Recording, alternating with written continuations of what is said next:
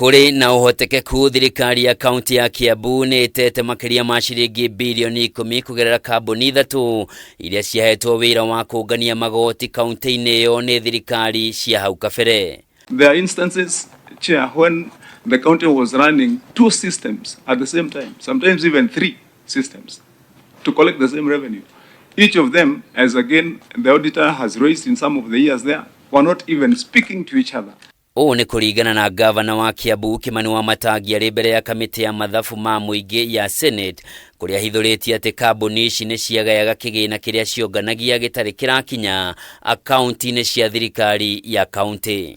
OSR collecting systems also which double up as the finance reporting systems that were not only faulty, erroneous and intentionally, Chair, calibrated not to give accurate results. And so, and like I've said, because we are about to open the other reports, you'll see that continuously, there is no way, indeed, that there would have been correct reports when the mainframe of collecting that revenue that they are reporting on is erroneous, it's doctored. Niongerire kuga kuma riria oire matamu ma wathani mwaka wa 2022 mbeca iria ikoretwo ikirogotwo ta igoti ikoretwo ikiongerereka o mwaka kuma ciringi bilioni 1.5 mwaka-ini wa 2022 nginyagia ciringi bilioni 4.57 mwaka-ini ucio rathirire wa kigina.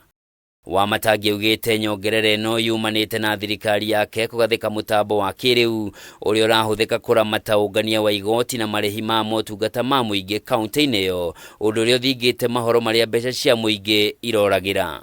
As I've said this financial year, Chair, we are probably the county that is #1 in the whole country in terms of percentage increase of OSR. That I can say without batting an eyelid, because we've increased our OSR by almost 100%. I found OSR at about 2.9 billion, now we're at 4.6 billion.